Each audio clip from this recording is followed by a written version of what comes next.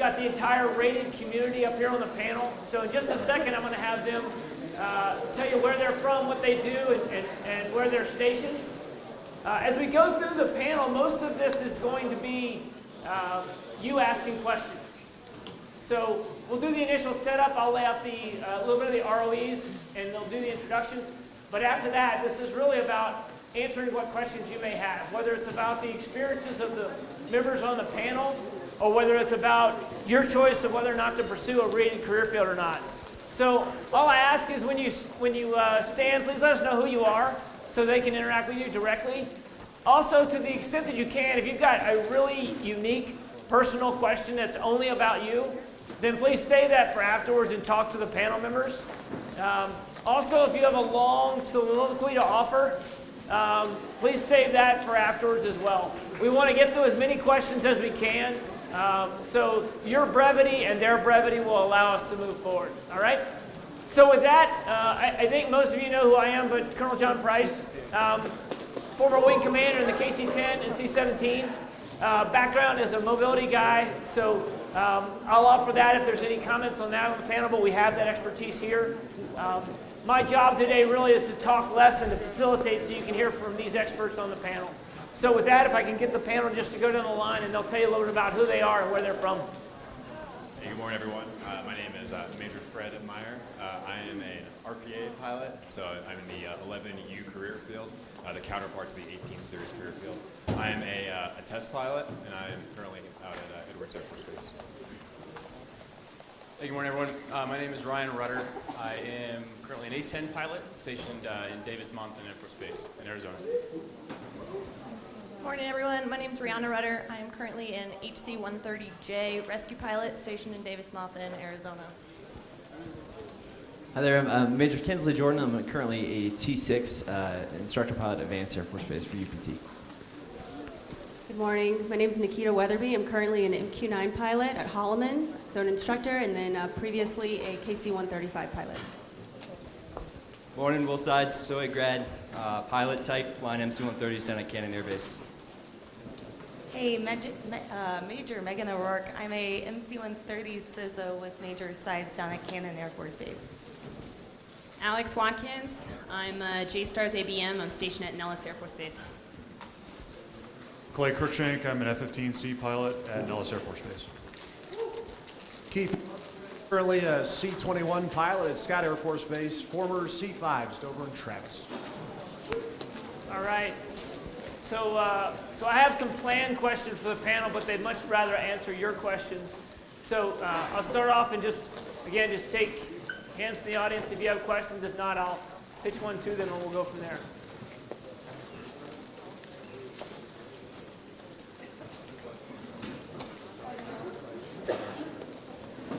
All right.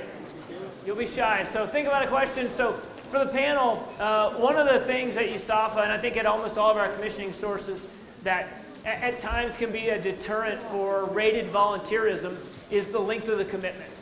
So I was wondering if any of you could offer whether you faced that dilemma when you pursued a rated career field and how you view that decision now that you're in the career field and whether it was worth it or not.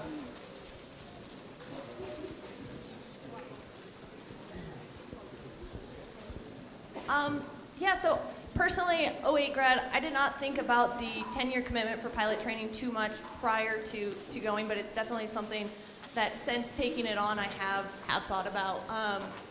There are definitely times where you're in a tough assignment and you feel like you don't have a lot of flexibility, but now where I'm almost done with that commitment and I'm looking back at where I am and the experience that I've gotten in the time I've spent in the Air Force as a pilot, there's just no comparison to the outside world. You know, yeah, you could look at different opportunities, but what the Air Force gives you the opportunity to do as a pilot, the mission set specifically, it just makes it worth it for me.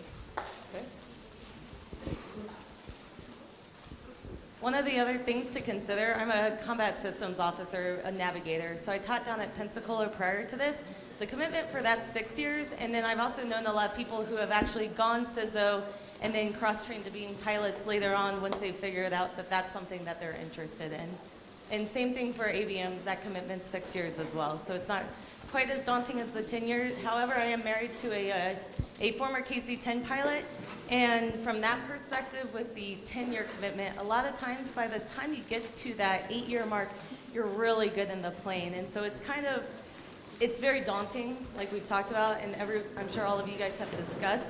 But by the time you get to that, you're the expert in your aircraft, and you're really at the top of your game. So the 10 years goes by really fast. I'll just offer my opinion from the guys that are in the communities, especially F-15 and kind of the fighter community. You do hear about a lot of guys that are getting out of flying fighters. However, they're almost all going to the Guard, so it is not like they're tired of what they're doing and they're tired of flying. That part is still fun even after 10 years. So don't let the time that you're going to use kind of detract from you. Definitely think about it and consider it. It's definitely a long time. However, the guys that are in, most of them that are getting out are still flying in some capacity because they love what they do so much. Yeah, one other thing for you to consider that kind of tags on to what the members offered is, in most of these weapon systems, as was alluded to already, the simple time dynamics of how long it takes to progress from entry level into more advanced or instructor level, evaluator level, maybe flight lead or the other competencies they have, it really eats up the clock. And so as was stated, some of that commitment, you're really becoming an expert at your game. And so not only is it time that's needed to be spent so you can deliver the most for the Air Force, it's pretty enjoyable along the way. So, all right. Any questions from you before I throw them another one? Yes, sir. The delicate matter of balancing lunch and a question.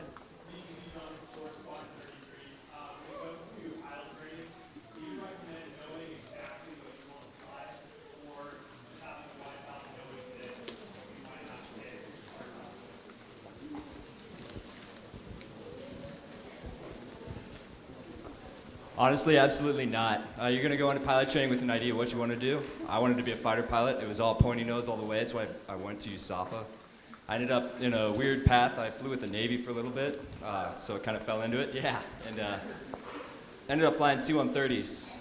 On the MC-130 side, we do a lot of low level, a lot of aggressive stuff. People who get airsick didn't know they got airsick in pilot training, and it's changed their whole career path. They're looking for, honestly, to get out of the Air Force in some cases because the flying operationally is so different than what they thought it'd be. So definitely keep your options open, ask a lot of questions like you guys are doing, and you'll figure it out.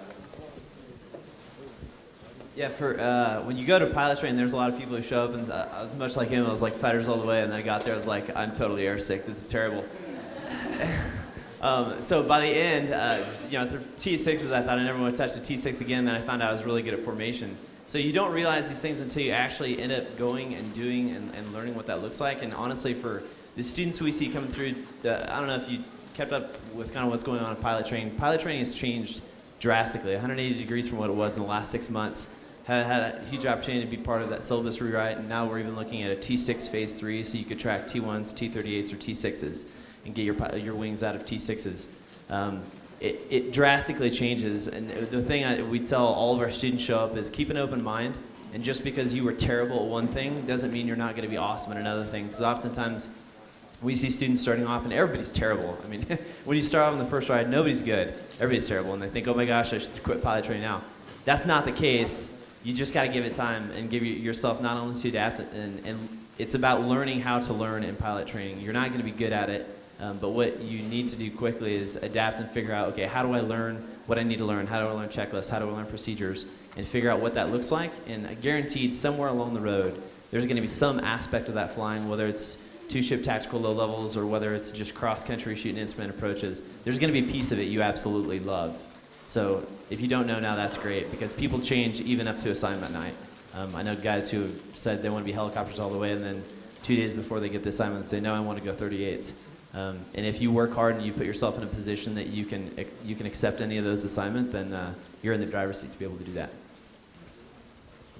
Just to piggyback on that, also, just because you drop an aircraft out of pilot training does not mean you're going to fly that mission set, your entire Air Force career. Looking at the panel here, there's a lot of people who have jumped between different aircraft, and I think that it's definitely a great opportunity. So don't feel like you're pigeonholed, just because you start out in one aircraft. Also, it takes time to learn about all the different mission sets of aircraft and to figure out, where you fit best and what you enjoy most. One of the things too that I would just offer based on the experience that's been represented is often cadets especially, but anybody going into pilot training tends to have a fixation based on just an affinity for a particular airframe. What we would encourage you to do is to think about their mission set. What is it that they're actually doing with that airplane, and whether or not you find excitement and satisfaction in doing that. But also, and what I'll ask the group about is day-to-day life. Because although you may love that airplane, you're going to spend a lot of times in the general culture of that community and doing things with those squadrons. And so you want to make sure that that's also in alignment with what you want to do. To piggyback on that, sir, I love the mobility mission that we've got because we have tremendous assets, tremendous people, tremendous stuff for us to go out there and prosecute some pretty amazing effects on our enemies. But in the mobility world, all those shiny toys can't do a lot unless you can get them there. So I get really jazzed about it, and kind of a late to need on a pilot path for me. I was going to be intel until senior year, and then couldn't shake that itch to go out and fly because I talked to some friends, some senior classmates that went out there and did that mobility mission. And once you find your passion, whether that's engaging in the air, on the ground, or on that C5 flying around the world, it'll go from there. All right, other questions? Yes, ma'am.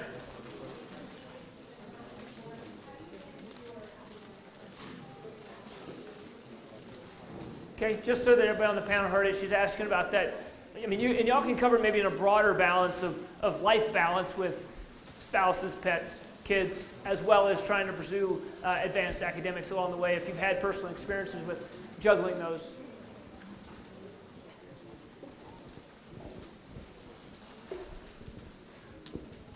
For my master's experience, so I did not go to a master's program straight out of the academy. I did it as I was going along. So I was actually deployed for the first semester that I was doing a master's degree. So over about 3.5 years, doing 2 classes at a time is my track. You have to make sure you take care of yourself as you're doing the job, because the Air Force in general will demand a lot of you. So, but they know that academic degree is extremely important to move on.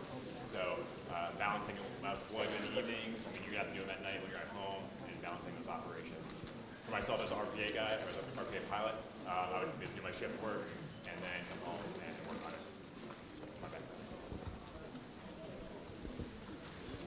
One thing nobody ever told me is that you have to prioritize things in your life, and you have to plan things. I don't know why I never figured that out until later. Sorry, dear. But if you're planning, if you know you're going to be deployed, and you know that you only have a certain amount of time with family. I mean, looking at the whole scale of what your life looks like in a year, depending on what squadron you go to, sometimes you'll know that your deployment calendar is in 6 months, or you know that you're going to be home for a year, and then you're going to be gone for 6 or 7 months, whatever the cycle is. So if you can find out what that looks like, prioritizing what's important in that moment, and then also plugging and playing when a good time to do things are. For example, if you know you're going to have to take just a crap load of master's classes, it's maybe better to wait until you're deployed, depending on where you're going, what you're doing, than do that when you're home with family. It just depends on what your family lifestyle looks like and kind of where you're at. But that's one thing that I don't think anybody ever mentioned to me before, is if you can look at 2 years of what you're doing and figure out when the good time to do that would be, planning things out and being intentional about what you're doing plays out well. I mean, it helps a lot. The one thing I'll say is that please don't do it when you're in like pilot training or CISO training or whatever following training you do after the academy. Focus on that, become an expert in that first. My husband and I did coast to coast, started dating. He was a 2008 grad as well. And so we realized we were going to get stationed together. So our goal was to finish our master's before we got stationed together. And because we were stationed apart and both deploying a lot, we were able to knock it out. There's plenty of time to take care of those things later on.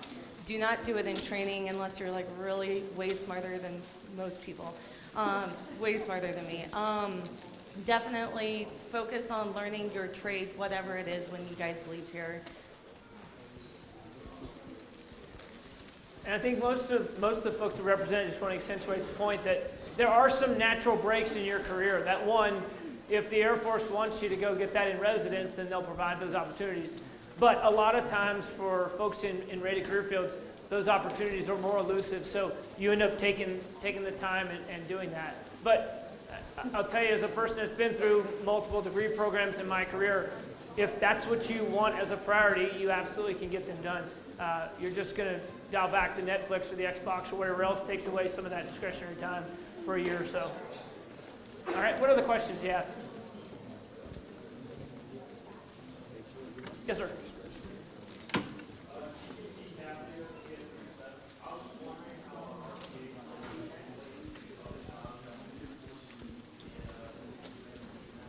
Okay, either of you. So there is the Air Force and the DoD is huge into contracting right now, especially the launch recovery element aspect of the pilot aircraft. So there are a lot of guys out there who are, when they get out, they're going and getting with these organizations, these companies, and they're still doing a lot of deployments. It's a rough lifestyle in terms of like your 6 months on, 6 months off, but it's definitely a good option out there. There's also, you can teach at the FTUs, where there are civilians that are needed there to fly the aircraft or fly the sims. So yeah, there are definitely opportunities out there. Yeah, so just to piggyback on that, he's absolutely correct. There's a ton of contracting jobs that are popping up just because RPs are so popular and it's not going away anytime soon. Those guys are making upwards of, not to divulge too many numbers, but upwards of about $400,000 a year for like 6-month deployments. So it's crazy. There's CAE, like you said, contracting jobs that also pay pretty much the same thing that we make in the green flight suit. So there's lots of opportunity out there. And again, I mean, for those of you that have been paying attention to the UAS realm, obviously it's going into all sectors of our society. Once we get over the public concern and the FAA is concerned, it will probably be more prolific, but it definitely is a growth area. What else? All right, while they're contemplating since we mentioned RPA, occasionally what I hear from some of the cadets is kind of this UPT or nothing mindset. And they, either because they haven't heard enough about our other rated career fields or they feel like they're just fixated on that. So I was wondering if some of our CISO, ABM, RPA folks might offer a few insights into what's life like in those career fields and why is that absolutely a consideration our cadets should have in going to meet the needs of the Air Force. So I was all about pilot training, but it just didn't work out for me, and so I ended up in the CISO career field, and I was kind of not totally sure what it was. I didn't even really know we had NAVs. I thought that was like World War II bombs over Tokyo. We are still actually doing some really amazing things, and what I found out through my training to become a navigator and eventually a combat systems officer is that I had a true passion for the more supportive side. So I sit right behind this guy. I flew with him Monday, actually. And we're down in Cannon. It's not as bad as everyone says. The squadron's awesome. So there's my pitch for AFSOC. But the CISO career field, it's one of those that's perfect for people who aren't sure if they actually want to do the left, right, up, down, but be completely integral in the mission. We go out, we are planning the low levels. I'm directing airdrops. We refuel helicopters. I'm completely instrumental in all of that and completely engaged the entire time. It's something that I didn't know was even an option, really. I know I checked the box for sure, but I didn't really know what it was. But it has been one of those passions that thankfully the pilot thing didn't work out because the CISO career field has become a true love of mine, and I love what I do. All right, so real talk. I had a pilot slot. I was going to pilot training, and then my waivers fell through as far as for my eyes. So at that point, I was offered 3 things: space and missiles, comm, or ABM. Yeah. So I didn't know what ABM was. I had no clue whatsoever, and I decided to go for it because I knew one person. And actually, it's been a blessing. It's kind of neat because what we do as C2, Command and Control, is we connect all the aircraft out in theater. I need to know about every single person who employs an MDS, a weapon system here, and how to best integrate them just to get real-time effects, to get mission effects. So it's really neat. I've been deployed all over. I've done one deployment to Greece, one to Qatar, one to Korea, one to Japan. I've been overseas. There's a myriad of different bases I can go to. It's kind of neat because we also have a lot of folks that feed over and go to the Army. I get to work with the Army on a day-to-day basis because there's Army crew members on board my aircraft. Yeah, so it's actually been a really pleasant surprise, all things considered. So, yeah, that's my perspective. So similar in nature as far as kind of switching or trying to make a different decision as far as what you first expected. I started out in KC-135, so tanker pilot at Hickam, and my husband, who's actually standing in the back with our kids, was KC-10 pilot at McGuire. And so we wanted joint spouse, so I kind of came from the, see the world, went to Thailand, Guam, Hawaii, obviously, Japan, to pretty much one option, which was RPA. So for us, we basically moved across the country, went to Creech, and joined the RPA career field. At first, I had really mixed feelings about it. I didn't have a lot of education on it whenever I was a cadet here, so I didn't know a lot about it other than kind of what people were saying about it from the outside. Once we got in it, the impact as far as like mission is concerned was completely different, but it was amazing. From the tanker's perspective, always heard about like strike support assist, like, oh, cool, we gave this guy gas, who then in turn went and blew some bad guy up, and you're like, high five, cool, that's awesome. In the RPA, no kidding, we drop bombs on bad guys every day, and you see it. You watch these guys, you see the enemy, and then you have a direct impact on taking those guys out. So it's been really fulfilling, and it's actually very cool, and I'm super proud of what I do as well. And speaking of blowing bad guys up, you guys familiar with the GB-43 Moab? Yeah. So in AFSOC, we don't do anything without our CISOs. It was a CISO who planned that mission. It was a CISO who made that mission happen. It was a CISO who released that weapon, and it's going to be a CISO who releases the next one. So they get to do some pretty cool stuff. I'll just offer one item of context. I just flew back to D.C. yesterday to go to the Chief of Staff of the Air Force's RPA Summit. And just to back up some of the things, the one item that our combatant commanders are hungry for more than any other single thing right now is the full motion video, the constant, persistent surveillance that our RPA community provides to it. So absolutely the essential element in making our networked warfare approach work around the globe comes from these folks, whether ABM, CISO, or RPA, that help network the system together and allow our entire force to work. So I just offer that because a lot of times it's not in the conversation. We have folks that, for whatever reason, reluctantly go to it because they didn't know, and then they get there and they're like, holy smokes, this is pretty amazing. So, and I can tell you, your chief of staff, you want to get him pretty animated about it. Have him talk to you about his feelings for the RPA community. So, all right. Yes, sir. Yes, sir. As we were talking about support roles, I was an E3 pilot, an AWACS pilot for 5 years prior to going to pilot training. And one of the things that you don't really think and realize is when you go into a theater like it's Afghanistan or Iraq or other countries, many times when we go in there as a military, it's kind of the Wild West for a while. So when you talk about support like ABMs and CISOs and a lot of those responsibilities, it's, as the aircraft commanders, yeah, we have the responsibility of getting the aircraft and employing the weapons where we need to and being in the right position, getting gas and giving the support. But it is so helpful to have someone organizing and knowing and having God's eye view of what's going on. For example, ABMs in Afghanistan, there's a lot of limitations. So in making sure that the different aircraft are talking to each other and getting gas to the correct location, especially if you have troops in contact, it comes down to the ABMs coordinating that and making sure the fighters can stay in the cast stack long enough to make sure we eliminate whatever the issue or target is at that time. And it's that forward thinking forward-thinking mentality that happens with ABMs, just specifically from what we see. But on the AWACS, you have ABMs and CISOs and comm officers and kind of the whole gamut of everything. So when you go into different places, oftentimes we don't get to choose what country, the luxury of what country we're having to go into.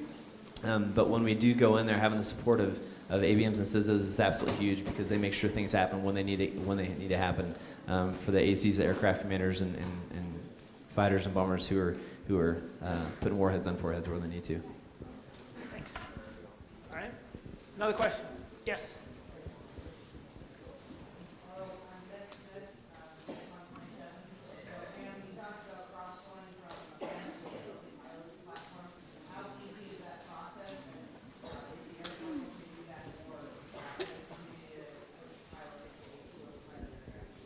If I understand you correctly, you're asking how common is it to go from CISO to pilot, right? Oh. So right now, I think the big push is to just have an 18X only career field. I know that there are some other things that General Quas and ATC is looking at as far as initiatives to potentially cross-flow everyone. As far as my transition from manned platform to unmanned, it's just a mindset shift. It was different.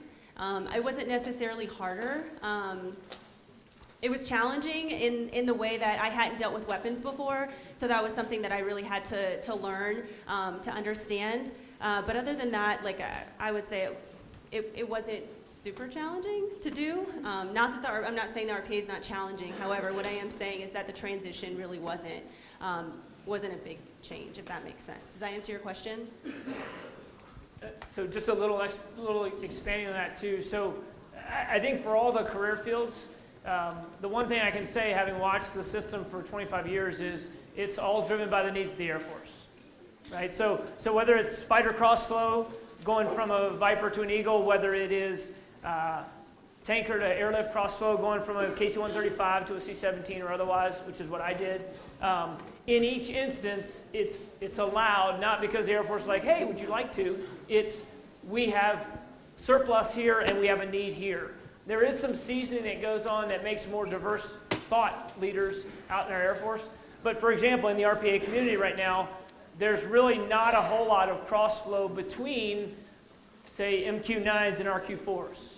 And the reason is because we have the most need in the MQ-9 community, so they're not going to let folks go in that direction. So I guess the general rule is, yes, the Air Force allows cross-flows and has in between communities and within communities, but in each instance, that's typically driven by the manpower needs of each of those communities at the time. So one thing I'll add is, so I grew up in RPA, so I went to Shepherd Air Force Base, did T6 T-38s, went right into MQ-1s, flew that for about 5 years at Cannon Air Force Base. So I've been in AFSOC pretty much my entire time. Quick transition to the MQ-9, and then I went to test pilot school, and so now I'm flying MQ-9s. If anybody's considering that track, as an RPA pilot, you will fly a lot of aircraft mandatory. So I flew the 16, the F-15, C-17, KC-135. I mean, helicopters, flying the Black Hawks, all that stuff. If anybody's considering that, please talk to me afterwards. To get back to the RPA cross-flow piece there, is that it is, in the grand scheme of things, it's the new hotness for the Air Force.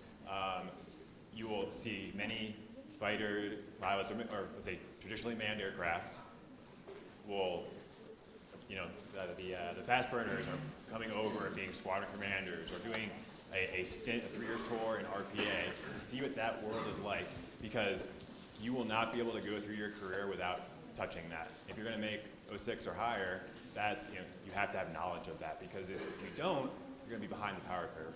So it is a great career field. The MQ-9, like you're saying, sir, we are testing so many amazing capabilities between like the laser, JDAM, Joint Direct Attack Munition. So first dude in the Air Force ever dropped one of those. I guess the conventional side will say. Laser small diameter bomb. We're also, we'll just say that we're looking at air-to-air capabilities out there. Maybe you can read online about some of that stuff. But there are, James. yeah, the other, yeah. But I guess it's on James. Who did the first aim my next shot, which was pretty awesome. So, and then also the lifestyle. And you asked before. I don't know if we actually answered it correctly. The pipeline. Basically, second lieutenant, you are going to go about 6 to 9 months to basically get your RPA pilot wings down in San Antonio. You get your instrument qual while you're doing that. You'll then graduate and go to your, I guess, formal training unit, probably down at Holloman Air Force Base. Another roughly, I think, correct me if I'm wrong, 8 months roughly now. So you're like still second lieutenant, and you go into the squadron and get your mission qualification training. And I kid you not, I had a second lieutenant his first day coming in. Within 10 minutes of him being in the seat, he fired off a Hellfire missile and took out a terrorist, essentially one of our highlight individuals. So what does that mean to you guys? As an RPA pilot, you get your wings, you start your clock for your, I guess, your commitment. And we're looking at about 6 to 8 years along those lines. So if you're really holding up on this commitment thing, I will advocate that there's a shorter commitment out there. But once you sink your teeth into all this stuff, no matter what career field you go into, the commitments almost don't matter because you're going to love whatever airframe you go into. It is an awesome community being a pilot, or CISO, or ABM. It is amazing. So. Yeah, and I can't foot stomp that enough. That is one truism that I've seen for my entire time as a rated officer is everybody's got a preference before they go to UPT. They come out of UPT, they embrace that first airframe, and they fall in love with it. They love the mission, they love the dynamics of it, because it's a good way of life. And you won't find too many people that are the zipper-suited sun gods that don't enjoy their time smelling JP8 and doing the business of the nation. Other questions? I'm being told that I haven't answered anything yet. So, you guys have questions or spears for me? Like I said, I fly A-10s down to Tucson, and if I didn't properly address it in the introduction or you didn't catch it, I'll be in trouble for later. We're together. We met in CS-19 back in 2005. But, I bring that up because flying is awesome. It is, no matter what different aircraft or mission set you do, but you have to keep it balanced, and there are families and relationships that are extremely important as well. So we have been fortunate thus far in our Air Force career to be, well, if I'm being honest, we spent the first 5 years apart after graduation. Get a lot of help from her. Numbers are tricky for me. So the first 5 years after graduation, we were not married yet, and so the Air Force understandably didn't really care about our feelings as much until we, said, hey, here's the paperwork. We're making it official. But after that happened, we've had a lot of luck, as when I say luck, being in the same state and city and in the same house together. We have been together in Tucson for the last almost 5 years now. And the joins... This is the command post with a test of the base Falcon voice system. This is only a test. This is the command post with a test of the base Falcon voice system. This is only a test. Command post out.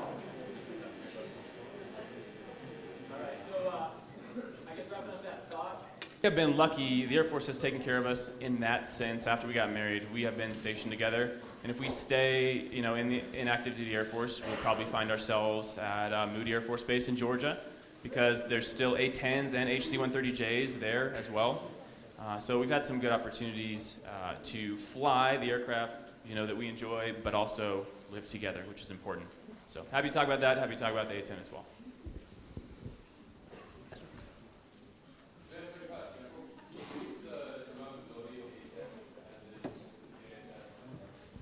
Sure. So the A-10 does close air support. You guys know that. It was built a long time ago. The jets that we're flying are late 70s, early 80 models jets. And so when you step in the cockpit, it's kind of a blast from the past, a lot of the old instrumentation. But there's also some really awesome new functions and features of the A-10. The A-10 was not designed to go into really high threat AOs and do any type of medium altitude CAS. Are we, in my opinion, survivable in a kind of low altitude environment in higher threat CAS? Yes. Are we better at getting into higher threat areas than the F-35? Absolutely not, right? And it's just not the function or design.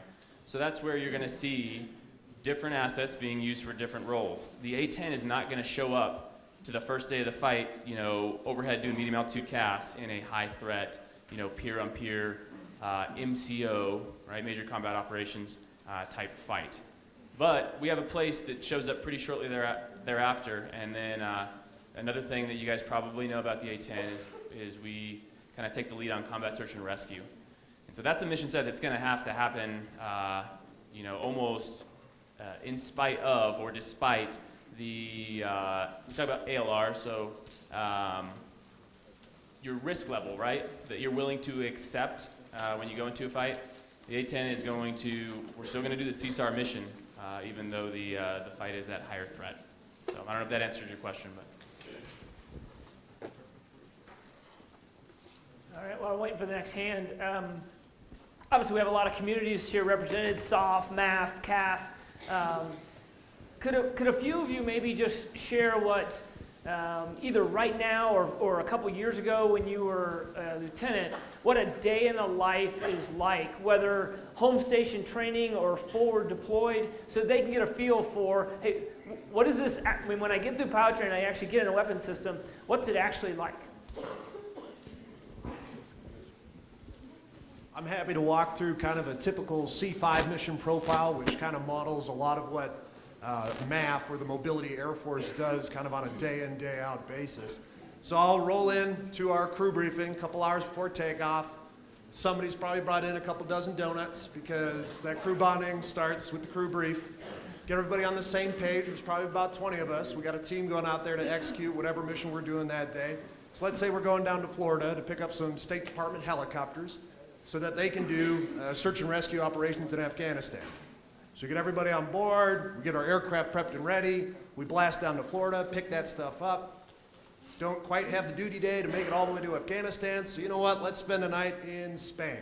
You know what, and then we're gonna sequence that air asset, which can be kind of vulnerable, with other traffic and priorities that need to go into the area of responsibility. So you're gonna have a little time off. So you know what, okay, let's keep that donut vibe going. Let's have some sangria with the rest of the guys. Keep building that team dynamic together. Oh, you mean Carnival's going on right now in Cadiz? And I've got time to go down there? It's hyperbole for effect, right? Those are all things that really happen and have happened. But kind of circling them back a little bit to this commitment theme, when you find something you're passionate about with a group of people that are equally passionate about it, you're not thinking about how many more years you've got to until you go on to the next adventure. You are living that adventure. The greatest thing I found with the community that I've been in and the leaders that I've had is being a pilot means we take care of each other. There's an investment in what we're doing and what we're doing for each other. So much like there are joint spouse considerations going forward, I'm also married to another pilot. She and I met, first assignment at Dover. We were not married, we were engaged. And so talking to leaders is like, we understand that you are not on paper married right now, but we are in a position to take care of you because that's what pilots do. That's what our career field does. That's what any rated career field does. That's what FSC will do. But taking that, leveraging that, and having these wonderful adventures and mobility missions to bring impactful assets downrange, it's been the thrill of a lifetime, and I hope to keep doing it for a while.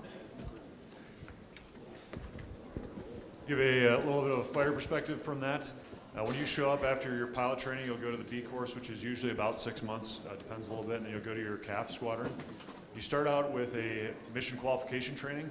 So you're going to go and basically fly each of the mission sets that you do. And generally speaking, when you show up, you're a wingman. So you're going to be responsible for making sure the squadron's clean. And it'll be a lot like in a small dose and not nearly as awful, but being a freshman to an extent. And then from there, you're going to spend your time preparing for your next flight, doing your next simulator, and then studying to get ready for that day or for the next day's event. So generally what that will look like is that you'll show up, make coffee in the morning, and then you probably have a flight brief that is a similar about 2 hours prior to your takeoff. It's about an hour-long brief. It takes about an hour to get to the airplane, get it started, make sure that it is good to go, and then you'll basically start your mission. Again, it's all different for different airframes, but for most of the fighters, it's about an hour to an hour and a half, so a little shorter missions. You're not going to Marone unless you've got help from some of the KC-135 or KC-10 folks, or you're good at swimming. Otherwise, so you're going to fly that mission, you'll come back, and then you have about an hour to talk to maintenance debrief and then start reviewing what happened during that mission. And then afterwards, you go through your flight debrief. And the Eagle community specifically is very big in the debrief, so it'll depend on exactly the community. But usually you're spending about 3 to 1 or maybe even 4 minutes to every minute that you were fighting talking about what happened. So you've got spending a lot of gas, about $10,000 or $15,000 a flight hour is the going rate. So a lot of the country's money and our taxpayers' money are being spent to make sure that you're very good at your job. So now your instructor pilots and flight leads will make sure that you are doing everything that you can and that they're also making sure that they improve. And then once you're done with that, that usually gets you to about an 8 or 10 hour day, depending on how long the mission is. And you'll probably have to get ready to study for the next simulator or the flight. The simulators, you don't have as much time around the mission, so you don't have to get the airplane ready. You just go to the sim and fly. And then when you're done with that, it's generally speaking, you're going to study either one of our tactics manuals. You're going to make sure that you're ready to go for the what mission you're going to do the next day to make sure that you're ready for those specific parts of the tactics. And then you will basically go home, have dinner, go work out, do whatever it is that you like to do for fun, go to sleep, and then start back the next day. So it is a long days. Generally, I'd say 10 to 12 hours is fairly standard in the CAF fighter squadrons. But again, it is, I have spent a lot of time, 6 years at Kadena, and now about a year at Nellis, and I've loved it. I would not trade it for anything that I could have done otherwise. So it is busy, but you're going to have a great opportunity, so I definitely recommend it. So TY life is awesome. Home life, 40-hour a week, it's the minimum, it's the standard. You're going to be working those 50, 60-hour weeks like he was talking about. But deployed life, it's easy living. I know it sounds weird, you're out there, you're bare base wherever you're at. If you're not on the schedule, you're flying those lines that are 8. I've done 16 and 18-hour flight duty periods, so like from the time I showed up until the time I got back just to the base. So those are hard times. You're turning through multiple missions like that, but you get 3 hot meals a day, you get time to work out, you get time with your crews to hang out, build that crew concept, hang out with the rest of the guys in your squadron, stuff like that, hit the gym, work on the master's program, stuff like that. All the bases that we deploy to, they take really good care of us. Deployed life's awesome. From the RPA perspective, basically you'll go through, or after you show up, you'll go through what's called MQT. That usually takes somewhere between 6 to 8 weeks. Once you're blessed and certified, so after you've studied your spins in 3-1 and you understand the theaters that you're working in, then pretty much you're going to step to a GCS by yourself. That could happen anywhere between a year to a year and a half after you graduate this place. So basically you can expect to be supporting maybe some type of overwatch or some type of objective. And in that, you could be called to do close air support, also known as CAS. You'll spend about 8 hours or so on shift. Anywhere from 2 to all of those 8 hours could be spent in the seat, supporting whatever it is that you're working on at the time. Otherwise, those shifts, so there is shift work at Creech. So I know that can be daunting, but most of the squadrons I think are at a healthy level of manning now that it's actually not as bad as it used to be. So that being said, usually the schedule looks like 5 days on, 2 to 3 days off. In some cases, it's 4 days on, 3 days off. So it's actually not so bad. Depending on location, if you're in Vegas, then everything's open at midnight. Otherwise, yeah, that's pretty much the day in the life of RPA pilot. I think we've covered most of them, unless there's other folks that want to offer anything unique. Other questions? Yes, ma'am.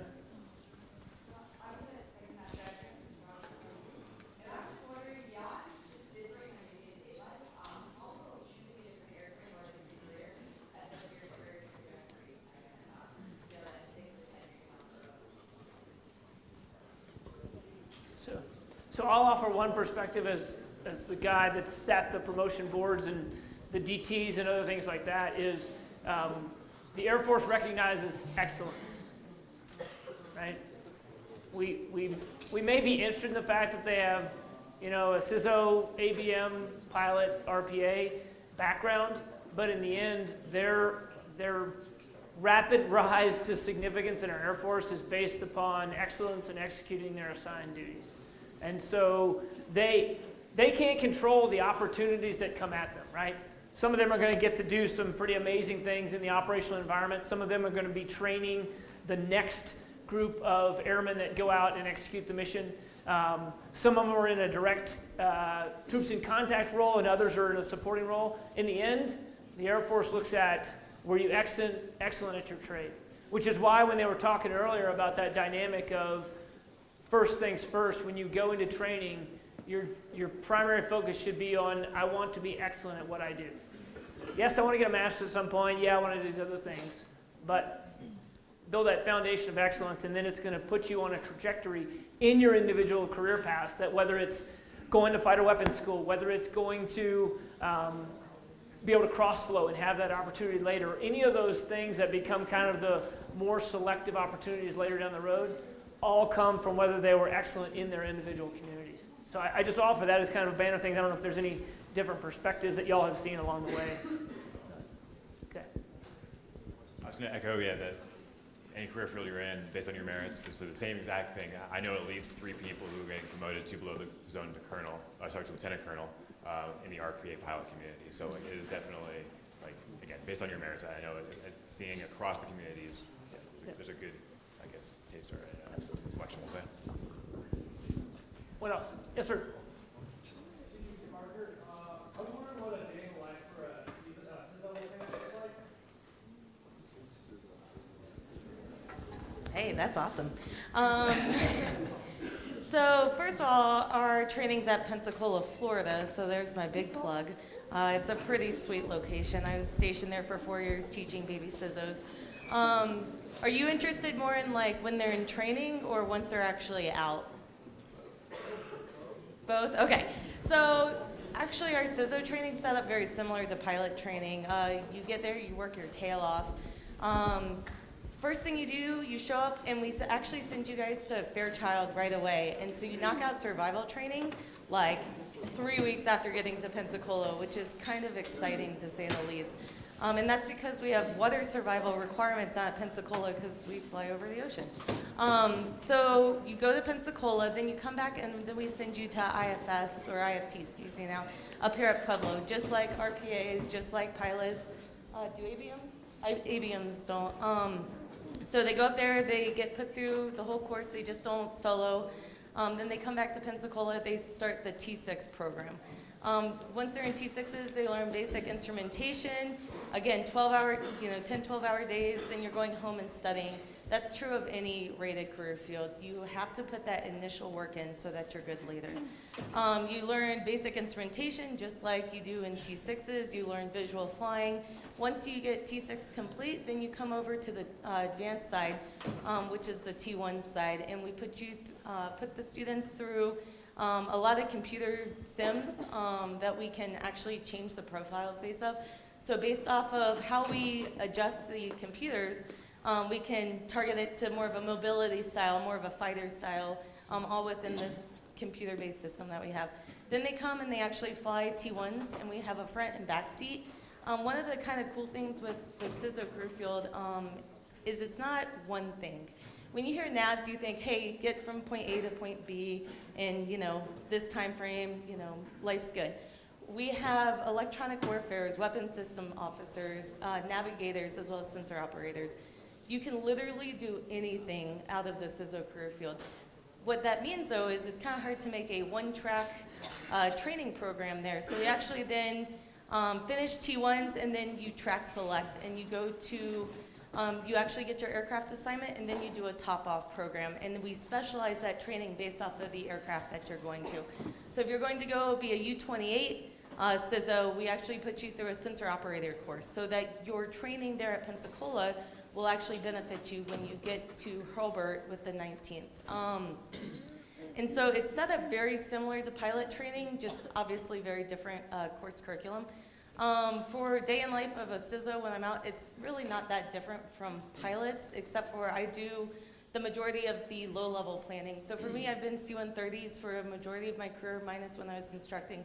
So I would come in day prior and create a low level. And I go through and I study this mountainous terrain and figure out where I want to do a simulated drop. And I try to make it as realistic as possible to a mission that I might be executing when I'm in Afghanistan or Iraq. And so I'm creating a scenario where I'm like, okay, hey, I got Green Beret on the ground. We need to get them beans and bullets or else they're going to be overtaken by the Taliban or ISIS or whatnot. And we create these scenarios in training because you want to train like you fight. So then I'm going through, and that's when the pilots usually come in, and they start offering suggestions, and we start working together as a team. From there, we try to get a pretty good plan because guess what? Everything's going to change the next day. That's kind of the truth of all flying is you create a plan, it's going to change. So then we come in our next day, and we execute our mission. Right now, we're flying about 5-hour flights. We can, like I talked about earlier, we can go out, we're full of CV-22s, HH-60s, 160th, all sorts of guys and girls. I won't discriminate. And from there, we're working completely together as a crew. We're talking the entire time. I'm telling Will here, hey, do you see that saddle in the ridgeline? Fly over that, you know, and we'll simulate that we're getting shot at, all sorts of stuff. So it's an incredibly exciting and rewarding lifestyle, but we're trying to simulate as much as possible the stress and risks that happens when we're deployed, so that when we do get there, we're good at it. Oh, yeah, sorry. The other part, unfortunately, flying is the best part. We also have to do our desk job. Major Side Series poking me, because I've just gone through a training, a cross-training as a major, so I've gotten to just fly for the last year. It's been awesome. But now I am a major, and so there's responsibilities that come with that. And so you have to find, back to that work-life balance, I have to find a balance between my desk job, which is currently an assistant director to our operations. So I'm assisting our DO in the squadron with all kind of daily operations. And so, I mean, it's definitely a tough line of being really good in the plane, but also really good at your desk job. And it kind of comes with time. You know, when you're that lieutenant, young captain, it's the best time in your career because you really are charged with just flying. But once you start to make a little bit more rank, you're given a lot more responsibility. And now my primary job is to actually start developing my young lieutenants, my young captains in the squadron, as well as making sure their records are taken care of, everyone's promoted properly, their work-life balance is good, that mentoring aspect piece. So. Perfect, thanks. Hey, so I know that 53 minutes is magical around this place, and we've just crossed that threshold. So what I'd like to do is just offer a couple of thoughts. I'm going to turn to the panel to offer any quick closing thoughts from each of them. And then what I'd like to do at the end is just try to disperse them a little bit up front here. And if you have individual questions for either career fields or just wanted to talk to one of them person to person, you can do that. So I just want to offer a couple things to reinforce the messages that I would offer to you, the things to think about. One is you have voluntarily entered a military service, right? And it's no coincidence that our core value, right, of service before self is directly related to the fact that sometimes the nation needs things that may not perfectly align with what you would have chosen on your own. And right now, again, just having heard these words from General Goldfein yesterday, he's looking for about 600 members out of your class to go into rated career fields. All right?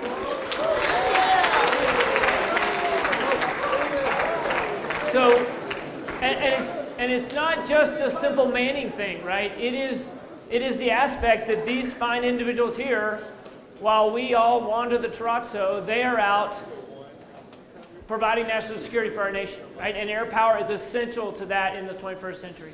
So I just ask that you consider that as you make your career choices. Also, that you have those conversations with your colleagues about not just wanting to do a rated preference, but also about the individual career fields that are embedded in that. So with that, I'll turn it over to the panel members for any closing thoughts for the cadets. I just want to give a quick plug to the rescue community because it does have a very unique mission set. And there may be some of you in the room who are like, I don't really feel like I need to go drop bombs on people, you know, out in the Air Force. That's awesome, and there's definitely a need for that. But, you know, rescue's mission is that others may live. As a HC-130 pilot, we're the fixed-wing platform that works with Guardian Angel, PJ and Crows, as well as the HH-60 helicopters. And so, you know, we deploy as a triad, and our mission is awesome because I want to know I'm there in case anything happens to anybody else or any of you guys when you're out there fighting the good fight. So quick war story, just, you know, we are offset flying an airborne alert as other people are coming in, striking, taking out an oil field over in Iraq. And we weren't expecting it to be a high threat. And all of a sudden they're shooting back at the planes as they're diving in for their deliveries. And, you know, thankfully nobody was hurt, nobody got hit, everybody got home safe that night. But it just makes me feel really good knowing that that's why I'm there. So even if maybe, you know, being a fighter pilot doesn't sound like something you'd be interested in, there are other rated missions out there that really make a difference. All right. Being a fighter pilot's awesome. And my wife's awesome too, and rescue's great. It is a great time to want to be a pilot. It's a great time to want to be a fighter pilot. Like, we need you. We want you and we need you. Keep your minds open when it comes to all that. Freshman year here, I got a backseat ride in the Viper. I threw up all over myself. It was miserable. I was pretty sure I didn't want to be a pilot. I did soaring. It was like first go in the winter, also miserable. I'm like, that's 2 signs telling me that I don't want to do this. And then, because I'm dumb, I kept at it. And I fly now, and it's a great job. I love it, and I think that for the majority of you that are going into this, that you'll love it as well. So there's my biased answer for you.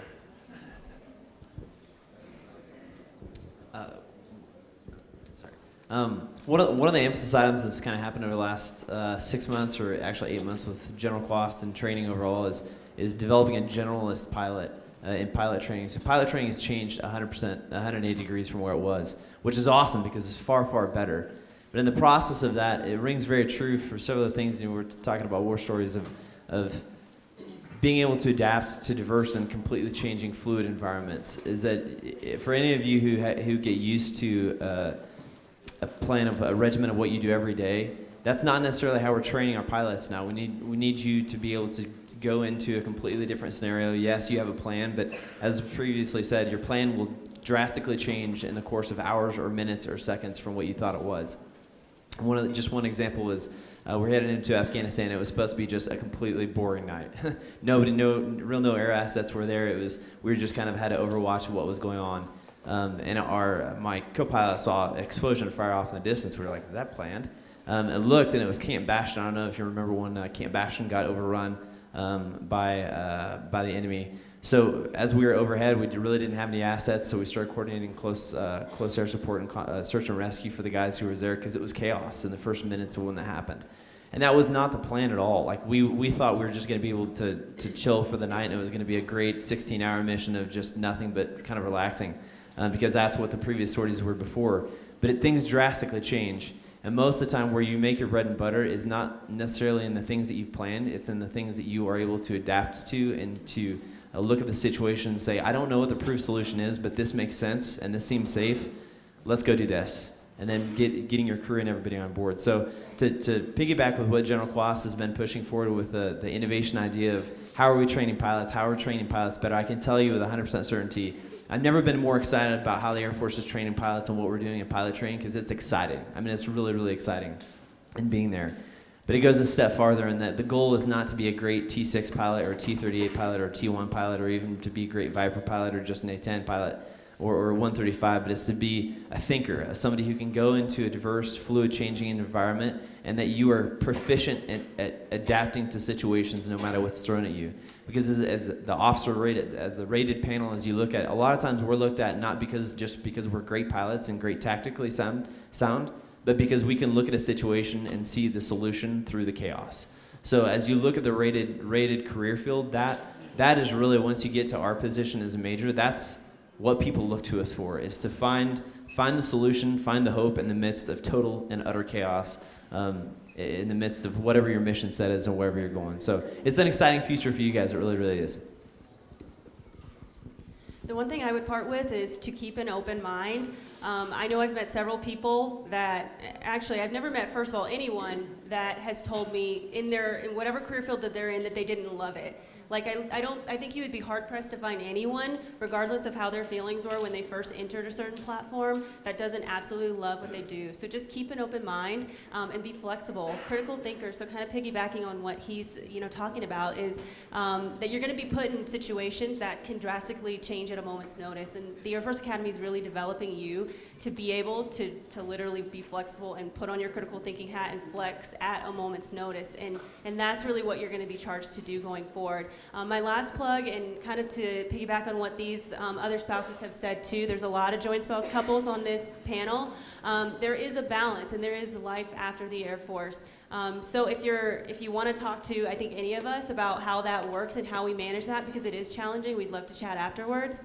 I would say that that is something to consider and think about as you go forward too, as well. So. Two quick things. First, you guys are going to be more than a number. We need you. As Secretary Mattis has said, the most important 6 inches are the ones between your ears. So bring what you guys are learning out here over to pilot trip. Yeah, it took a second. But really, we need you to bring that out there. And second thing, so multiple deployments, multiple humanitarian assistance, disaster relief efforts, and some stuff I can't talk about in here. But I've never gone home not knowing that what I did mattered. You guys want to make an impact, you want to do something that matters. How you define that's going to change in your careers, how we define that right now. Cadet sides wouldn't believe that I actually aspire to be a mission commander and go sit at a desk somewhere instead of flying. Like, flying's all I've ever wanted to do. But to watch the crews that I've trained go out there and execute the things that you guys are going to be doing, it'll matter. So get out there and do it, please. Real quick, just if anybody here today's spoken to you at all, come down, take down their names. I'll speak on behalf of everyone here on the panel. We're here because we love what we do, and we want to make sure you guys go out and have an informed decision. So send us emails. You can find us on Global. Come take down our names. It can be 6 months from now. It can be a year from now. I don't care. None of us care. We just want to help you guys. I'll say too that you'd be amazed about how many opportunities, just really cool opportunities you have in the Air Force. Whether if you're stovepiped into one different aircraft, one different mission set, there's still opportunities further down the road to potentially even go to med school, law school, because they want someone who has a little bit of rated experience, and then potentially also that can bring that into other career fields.